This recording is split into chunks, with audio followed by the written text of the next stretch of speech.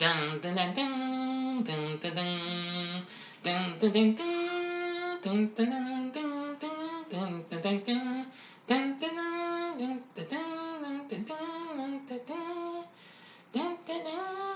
dun dun.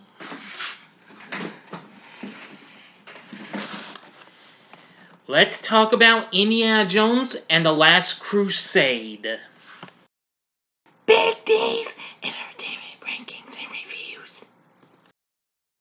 So greetings, my fellow YouTubers, and welcome to Big D's Entertainment Rankings and Reviews. My name is Doyle, better known to you as the Big D. So I'm going to be bringing to you all my next to last review of the Indiana Jones series, at least for now, because I know there's a fifth one in the works. As I now bring to you a review of Indiana Jones and the Last Crusade from 1989. Now, first off, if you have not seen my reviews for Raiders of the Lost Ark and Indiana Jones and the Temple of Doom, I strongly advise you to click on the playlist card that's coming right up. There we go. And click on that and watch those two before you go on with this one. But if you've seen them, good. Let's get on with it. Indiana Jones and the Last Crusade, released by Paramount, produced by Lucasfilm Limited, and once again directed by Steven Spielberg, from a story co-written by Lucas himself. It's the third installment to Indiana Jones franchise, and the actual sequel to Raiders of the Lost Ark, since Temple of Doom was a prequel. It was also the first film to get the PG-13 rating, which was created just a couple months after Temple of Doom. Harrison Ford returns as the title character, along with the late great Sean Connery as his father. Plus, there was Alison Dooley, Denholm Elliott, Julian Glover, River Phoenix, and John Rhys Davies. Anyway, the film is set in 1938, and Indy searches for his father, a Holy Grail scholar who has been captured by Nazis while on a journey to find the Holy Grail. Here we go. Now, we start out in 1912, where a younger version of Indy, where his actual name is Henry, at the age of 13. This would actually kind of give inspiration for the young Indiana Jones Chronicles. Anyway, he's horseback riding with his Boy Scout troop at Arks National Park in Utah. While scouting caves, young Indy discovers a group of grave robbers who have found a golden crucifix belonging to Francisco Vasquez de Coronado, and steals it from him, hoping to donate it to a museum. The men give chase through the passing circus train, leaving young Indy with a bloody cut across his chin from a bullwhip and a new phobia of snakes. Young Indy escapes, but the local sheriff makes him return the cross to the robbers, who immediately turn it over to a mysterious benefactor wearing a Panama hat. Impressed with the boy's bravery, the leader of the robbers gives Jones his hat.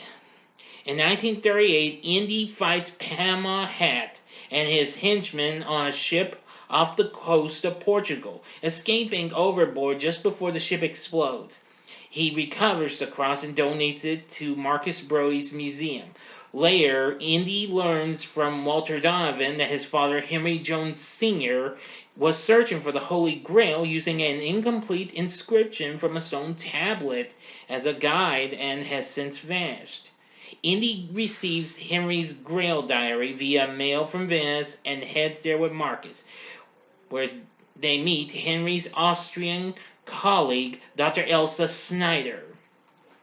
Beneath the library where Henry was last seen, Indy and Elsa discover a set of half-flooded catacombs that house the tomb of a First Crusade knight that contains a complete version of the inscription that Henry had used, revealing the location of the Grail. They flee when a petroleum-saturated waters of the catacombs are set on fire by the Brotherhood of the Cruciform Sword, a secret society whose mission is to protect the Grail. Indy and Elsa capture Brotherhood member Kazim. When Indy explains that his only goal is to find his father, not the Grail, Kazim tells them Henry's location. Looking through the diary, Marcus finds a map drawn by Henry on of the route to the Grail, which begins in the ancient city of Alexandretta. Jones removes the map from his diary, gives it to Marcus for safekeeping, and sends him to Iskenderun. Sorry if I mispronounced that. The city built on the ruins of Alexandretta to rendezvous with her old friend Sala. Elsa begins a relationship with Jones, Indy, of course, before they depart to find Henry. Indy and Elsa had to, well, they go, I'm getting too carried away, my apologies. Head to a Nazi-controlled castle in Austria where Henry is being held. Indy finds his dad and frees him, only to be quickly captured by SS Colonel Ernst Vogel. He learns that both Elsa and Donovan are Nazis who are using the Joneses to find the Grail for them. Elsa kisses Indy goodbye as she departs with Donovan Vogel. Marcus is captured in Hatay state while meeting with Sala. After their escape from the castle, Henry tells Indy that the Grail is guarded by 3 booby traps and his diary contains clues needed to pass them safely. Disguised as a German army colonel, Indy recovers the diary from Elsa at a Nazi book burning rally in Berlin and comes face to face with Adolf Hitler, who autographs the book without recognizing it or him. Indy and Henry board a Zeppelin to leave Germany, but are discovered and forced to escape in its parasite biplane. A dogfight with Luftwaffe fighters ensues. Although Jones and Henry are forced to crash land, they survive and successfully bring down their pursuers. In Hatay, Sala tells them of Marcus's abduction. The Nazis had been equipped by the Sultan of Hatay and are already moving toward the Grail's location, using the map possessed by Marcus. Indy, Henry, and Sala find the Nazi expedition, which is ambushed by the Brotherhood. During the battle, Henry is captured by Vogel while attempting to rescue Marcus. Kazim and his comrades are killed. Indy pursues the tank on horseback and, with the aid of Sala, saves Henry and Marcus. He is caught up in a fight with Vogel, but escapes just before the tank goes over a cliff, sending Vogel to his death. Now, to the ending, you know the procedure, 5 seconds to stop, go to the description box, flash forward to the time below. If you've seen the movie already, continue on. Here we go.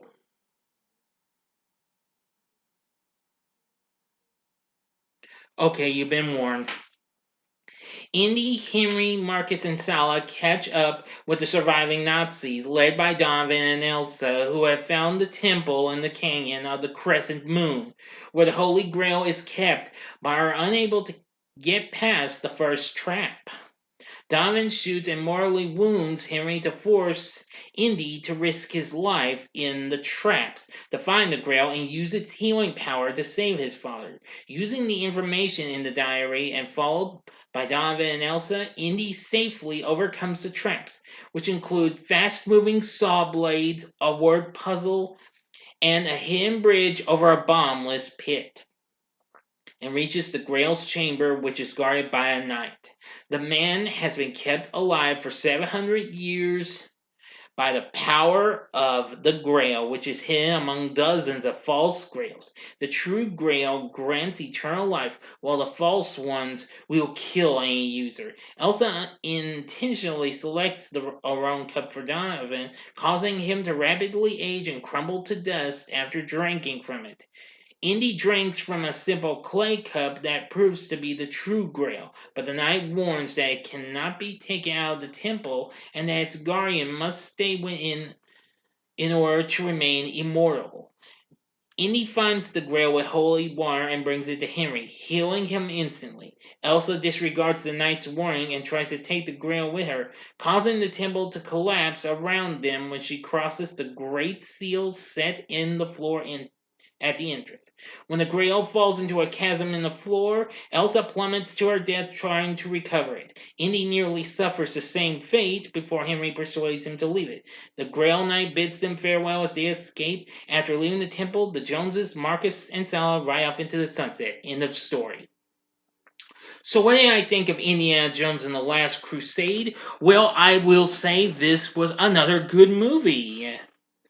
It is one of my top 5 favorite movies of 1989 and went on to become one of the biggest films of the summer that year.